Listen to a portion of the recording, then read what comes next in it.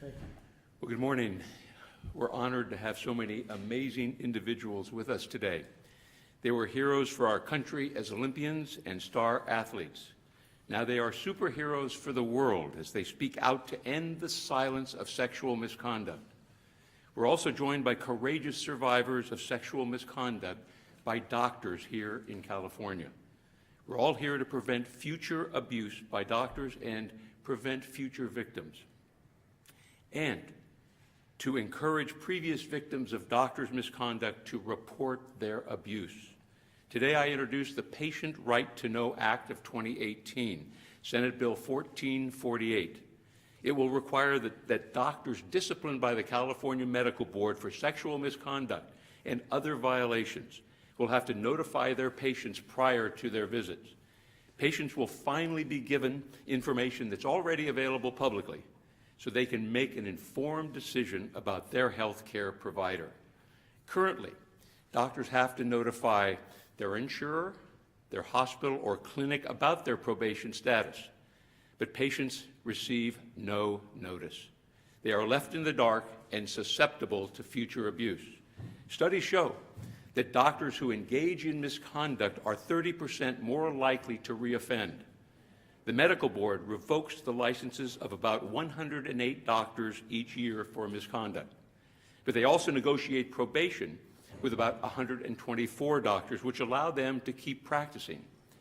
Like a doctor in Kern County, serving probation for making several young female patients take off all their clothes in front of him so he could touch their vagina and buttocks, even though they came in for completely unrelated things like a head cold or eye irritation.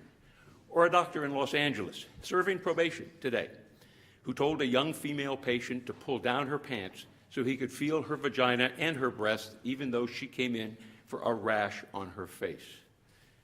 Or there's a doctor in Alameda, serving probation today, who stuck his ungloved finger into a female patient's vagina, even though she came in for a nodule on her thigh. Enough is enough. Legislators and the medical board need to summon a fraction of the courage that these survivors have shown and enact reforms immediately. The legislature needs to pass Senate Bill 1448, the Patient Right to Know Act. And the medical board needs to adopt regulations requiring patients to be notified if their doctor is on probation for sexual misconduct and other offenses. So now I'd like to introduce our guest today, who will have something to say. 2012 Olympic gold medalist Jordyn Wieber is with us, 2000 Olympic bronze medalist Jamie Dancer, former U.S. National Gymnastics team member Jeanette Antolin, Tiffany Thomas Lopez, who played softball for Michigan State University, Regina Linares, a Salinas resident whose cardiologist faces a misdemeanor charge of sexual battery for allegedly fondling her as she lay unconscious while undergoing a medical procedure. And DG, a San Diego woman seeking a jury trial in her lawsuit against a Southern California doctor for alleged sexual battery, medical negligence, sexual harassment, and elder abuse during medical appointments. Ladies, thank you for being here today, and thank you for your courage to speak out.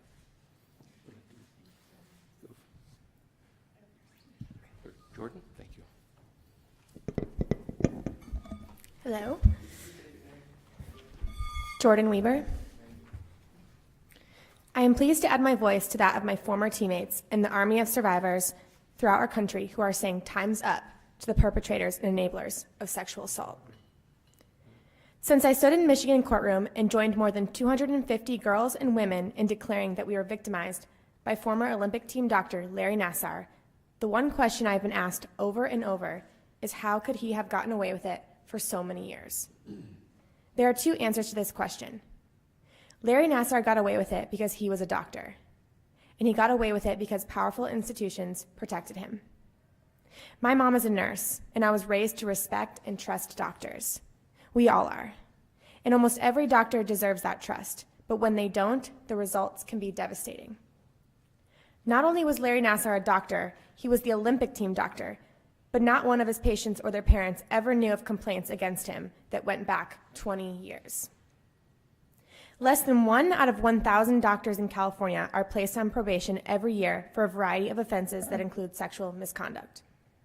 That's not very many, but just remember how much damage and pain was inflicted by one doctor, Larry Nassar. Not one state requires doctors on probation to give their patients notice if they are on probation. California can and should be the first. Medical associations and medical boards must also do more to protect patients. In the case of Larry Nassar, they did not suspend his medical license for 3 months after he was arrested for criminal sexual conduct, and they did not permanently revoke his license until last week. These organizations do a disservice to the public and undermine trust in the medical profession when they oppose legislation like Senate Bill 1448. Every effort must be made to make sure patients have every piece of information that is vital to their health and safety. The opposition of legislation such as Senate Bill 1448 keeps us in the dark, a darkness that none of us want to see lead to hundreds of survivors of sexual abuse like me and my sister survivors. Thank you.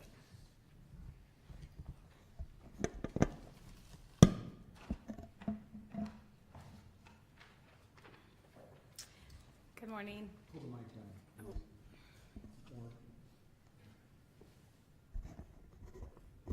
Perfect.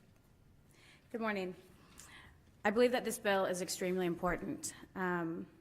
It could protect so many innocent people from getting harmed. For us, bills like this could have helped save so many of our sister survivors.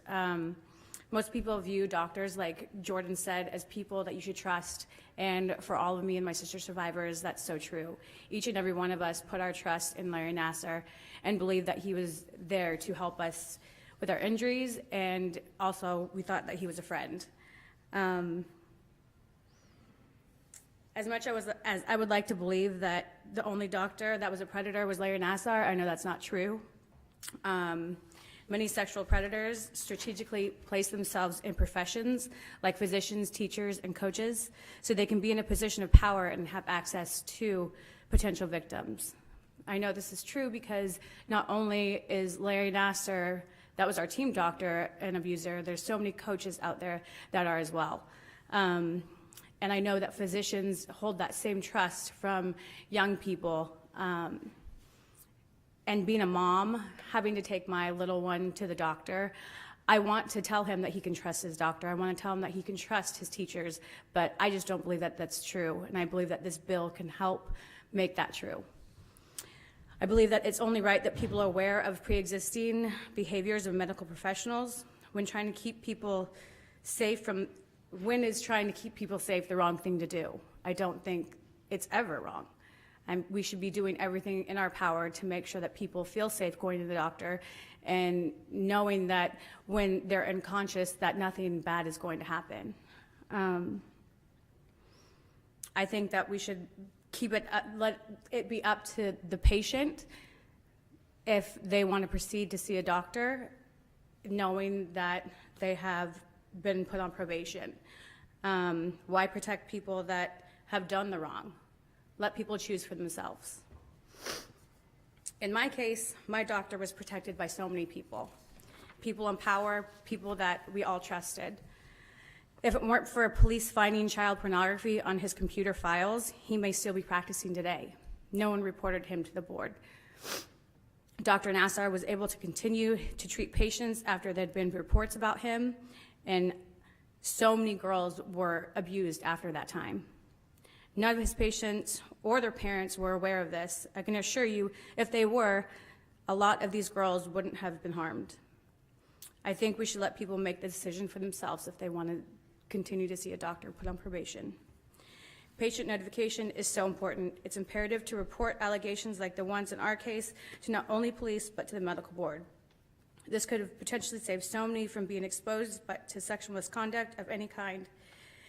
If this had been a part of law in our case, the medical board could have taken a closer look into Nassar's treatments and knew for a fact that they were not legitimate treatments.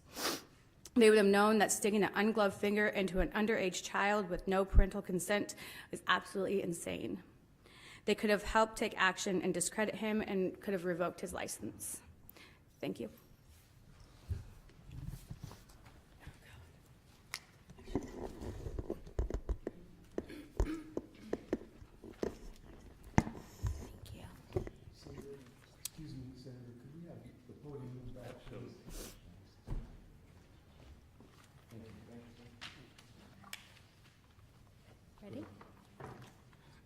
Tiffany Thomas Lopez. It's heartbreaking to learn this bill has been stopped more than once by opposition from the California Medical Association. This leads me to believe the association is more concerned with protecting a few bad doctors than in protecting patients and building public trust in the medical profession. I sincerely hope that I'm wrong and that the CMA will support this bill now. I'm in disbelief as to how a bill can be so simply stated and make so much sense not to be mandatory and in full effect in this day and age. This is why I'm here. To let all those listening know I could have benefited from legislation like this. I would have been protected. 1 year prior to my acceptance into Michigan State University, a gymnast went to her head coach with a complaint against the former doctor, Larry Nassar. If the coach had listened, taken appropriate action, I could have been informed and had the option to seek treatment from another doctor. 1 year later, I was making similar complaints to my team training staff, only to be ultimately dismissed and left to feel the guilt when more than 200 young girls and women came forward sharing the physical and emotional pain the disgraced doctor inflicted upon them. My healing has begun. I'm here with hope that the next patient has the knowledge and ability to make the choice for themselves. Thank you.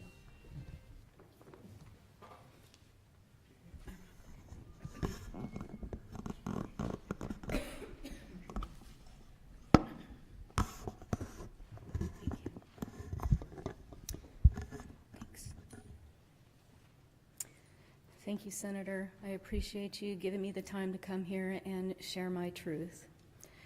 For 17 years, I worked at Salinas Valley Memorial Hospital. I started off in the case management department and later transferred to the perioperative field. I enjoyed my job and I thought I was good at it. I believe what we were doing was providing the best patient care to the people who came to the hospital and who desperately needed our help. But on October 19th, 2016, all that changed. I found myself in need of patient care from Salinas Valley Memorial. I arrived in the ER on the 19th with chest pain and was hospitalized that night. I was told on the 20th that I had failed the cardiac stress test. I would need a cardiac catheter procedure. On the 21st at about 3:15 p.m., I was wheeled into the cath lab. There were a nurse and 2 technicians in the lab who moved me from the hospital bed onto the table in the room. They told me the cardiologist, Dr. Robert Wodarczyk, would be there shortly. I signed the consent for a different doctor to do the procedure, but they said he was 2 hours away. So I agreed to have Dr. Wodarczyk perform the angiogram. Dr. Wodarczyk showed up and the nurses began administering anesthesia. As I was waking from anesthesia, I remember Dr. Wodarczyk's face extremely close to mine, just inches from my face. I found this to be very disturbing, and I remember saying something wasn't right. I remember the staff telling me if I had problems to come back to the hospital. I remember being wheeled to the heart center where my fiance, my mom, and my sister were waiting, and I remember telling them something didn't feel right. 2.5 weeks later, on November 7th, I received a call at home from the Senior Administrative Director, Leah Woodrow. She said she had me on speakerphone, and in the room was someone with her named Stephanie. She asked if I had somebody with me, and I told her no. My fiance was out of town on business. She asked me what I could tell her about my procedure. I told her everything I could remember, including the part about Dr. Wodarczyk's face being extremely close to mine. She proceeded to tell me that the staff in the room at the cath lab at the time had filed an incident report with the hospital. They had witnessed Dr. Wodarczyk's hands on my breasts, and there were no need for his hands to be there, period.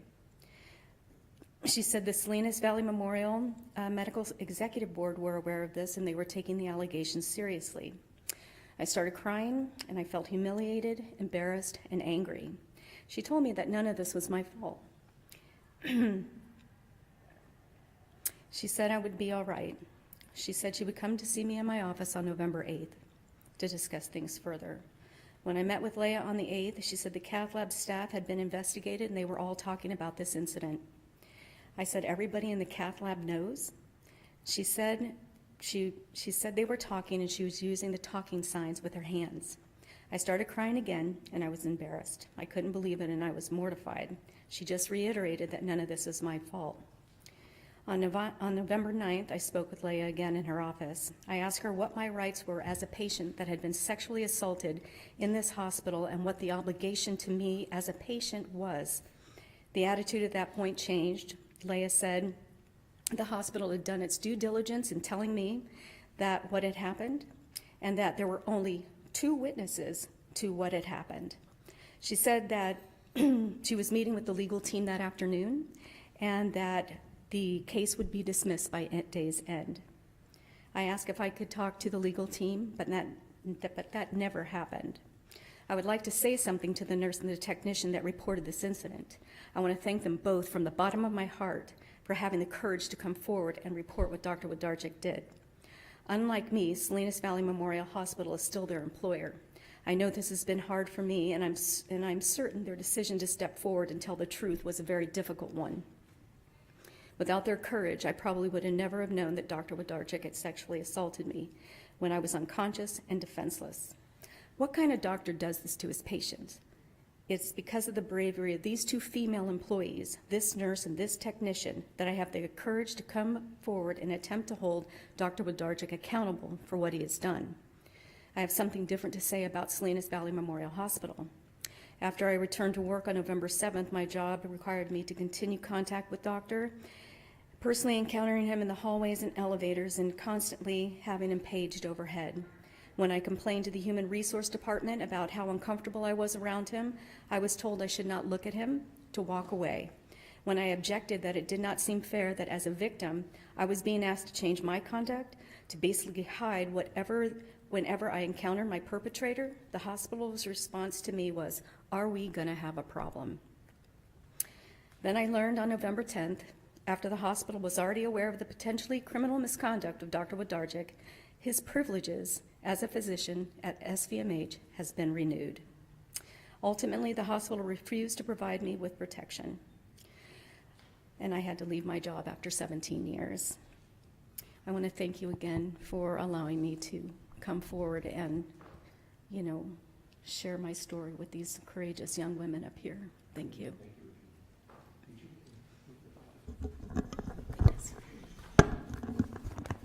Is that good?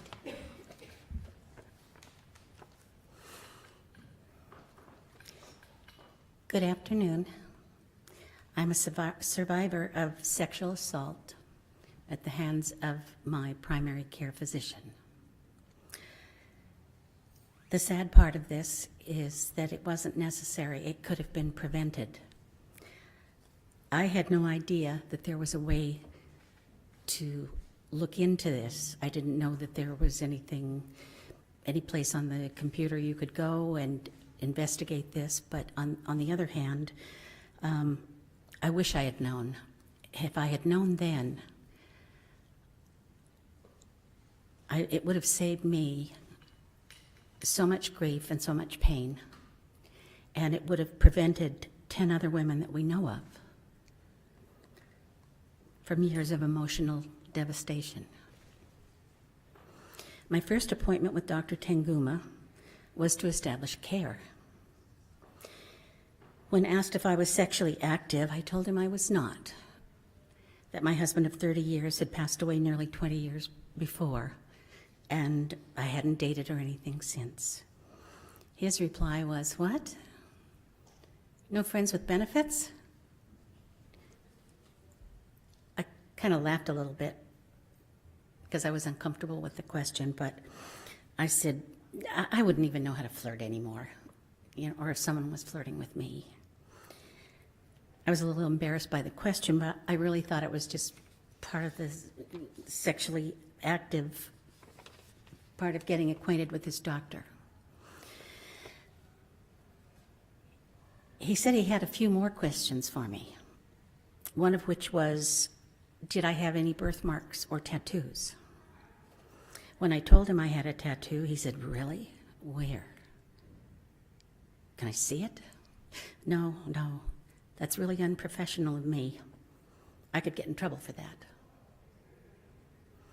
When my appointment was over, he walked me into the hallway, and I was his last appointment of the day. All the rest of the staff had gone home. I extended my hand and thanked him for his concern. He held my hand tighter and he wouldn't let go. He almost made a game of, I'm pulling and he's pulling. And I really thought he was joking at the time. But just before releasing my hand, he leaned over and said, "If you haven't figured it out yet, I'm flirting with you." Just before he released my hand, he moved one of his fingers against the palm of my hand. And I looked at him like, what was that? But I wasn't feeling concerned because he'd been kind of joking with me. And really months later, I realized that this was, my daughter actually told me, she's younger than I am, she knows what goes on out there, I guess. She said, that's an invitation to have sex with him, Mom. I realize now that that was part of the grooming process, but I didn't understand it at the time because, number one, you trust your doctor, and secondly, I just thought he was being playful. He's my son's age. So during the next appointment, Dr. Tanguma kissed me on my cheek. I was a bit surprised, but it was so matter of fact. And other than that the appointment had been completely uneventful. So my guard was down. I just decided he was being nice and I was being too sensitive. Obviously now I can't believe my own naivete. During the next visit, Dr. Tanguma entered the exam room and immediately came over to me and gave me a kiss on the cheek again. He asked me if I was feeling all right, and he asked some questions. And then he rolled the stool over to me and took my hands both in his. He was sitting on his stool and I was sitting in the chair. He said this entire time he had not been able to stop thinking about me. He said, when I'm around you, I just feel like I'm in high school all over again. There's just something about me, he said. And then he kissed me on my lips. He said, you are so beautiful.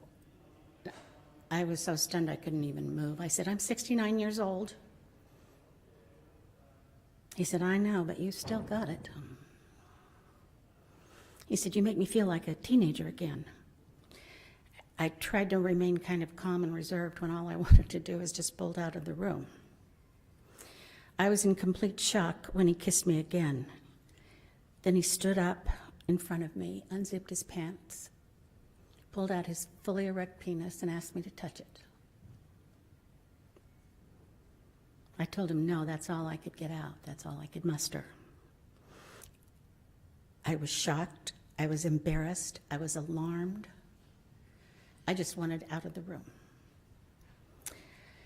He must have seen the shock and fear on my face because when he figured out I was not going to cooperate, he suddenly zipped his pants up, looked at his watch and said, oh my gosh, look at the time.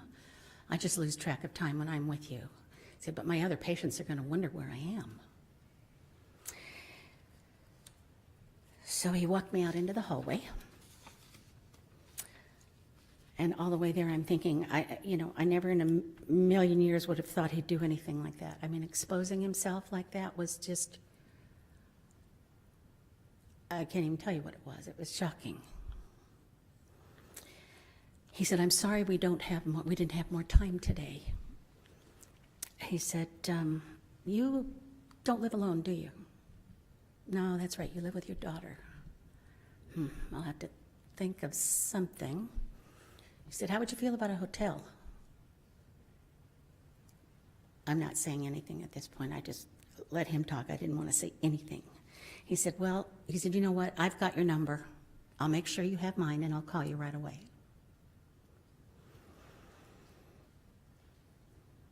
I avoided any further discussion because I just wanted to leave, and I knew I never wanted to return.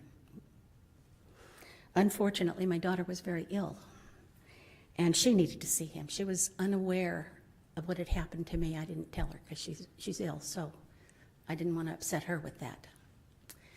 And she needed somebody to accompany her to that appointment, and I felt like, well, I'll be okay because she'll be in the room. Nothing will go wrong. During the appointment, my daughter said that she needed to use the restroom. And of course, I jumped up and said, oh, I'll go with you, honey. You need help, because she was still in her walker, and she was real adamant that I not go. So I sat down, and as soon as she left, he came over and said, are you mad at me? I said, of course I'm mad at you. What you did to me was hurtful. You hurt me. It was awful. What's the matter with you? And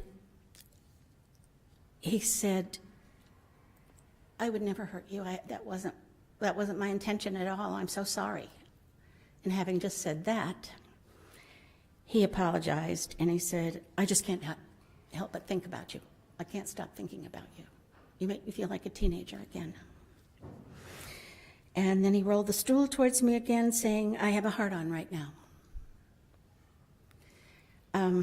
He pulled his lab coat back and exposed an erection still inside his trousers. And at that point, I just stood up and said, stop it. What's the matter with you? What's the matter with you?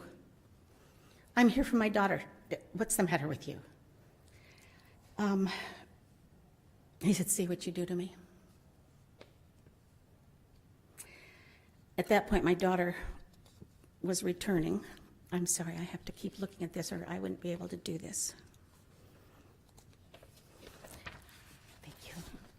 I was preparing to leave. I had my hand on the doorknob. I had asked my daughter if she'd be okay and I would meet her in the lobby. And I had my back to him. And he said, you are one smoking hot lady. I just shook my head and I left. When my daughter got to the car, I was crying and she didn't know why.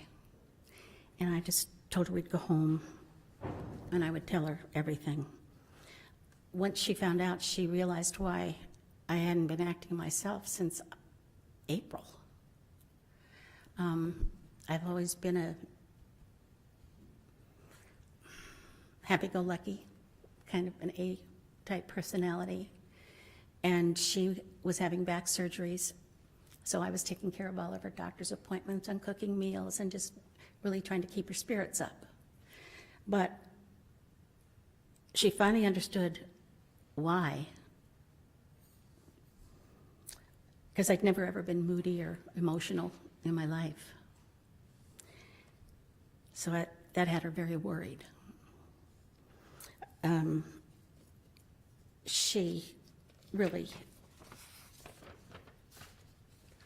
just wants her mom back. I had turned into somebody she didn't recognize. I still, and I'm shocked that this upset me this much to my very core, but I guess you don't know until it happens to you. If this bill had been in place, I would never have been subjected to this. I'm so fearful of still running into him, or he's a big man. He's like 6'2" or 3. And as soon as I came forward, I was terrified that he was going to come after me. So I barricaded the front door. I check all the doors all the time. I don't want to leave the house. It's left me sad and depressed. I'm fearful and uncomfortable most of the time. And honestly, I was just undone by this whole thing. I've not been me since. I've lost all trust in doctors. I'll never go to a male doctor again. I didn't even recognize myself in the mirror, and I feel so badly that I didn't come forward sooner. I didn't think anybody would believe me. Here's a doctor that's the same age as my son, and I'm an older lady.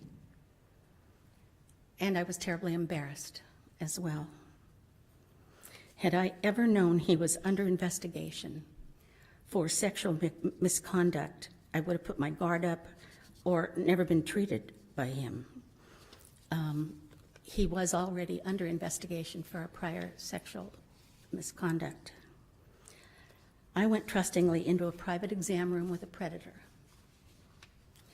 And I hope that the legislature hears my story and the voices of all the brave women that have come forward and stands up for us. Because this doesn't need to happen. And the results are so long-lasting and much more than one would sometimes feel that they would be affected like I was. But please, legislature, please choose to protect patients and to warn unsuspecting women like me about deviant doctors so that more women are not put in this place again. I read some of the accounts of some things that have happened to some of the women, and it struck me that their matter-of-factness is just the same. They all act like it's nothing.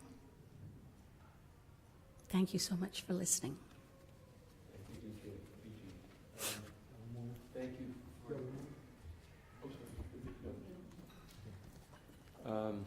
Thank you for the courage. Not just today, but what you've been going through, what you've been doing, and what you've been able to accomplish so far. You're moving this world to a better place. Thank you. Be happy to answer questions at this point, or perhaps a question of our guests. Let's start with your bill last year. What happened to it? Where did it get held up? The bill last year was held up in the Assembly Business and Professions Committee. It could not get the support to get out and move forward from that committee. We've obviously heard CMA's was a major opponent, but what other groups were you kind of pushing against last year? I think really only California Medical Association in their protection of doctors and physicians is why this bill keeps dying.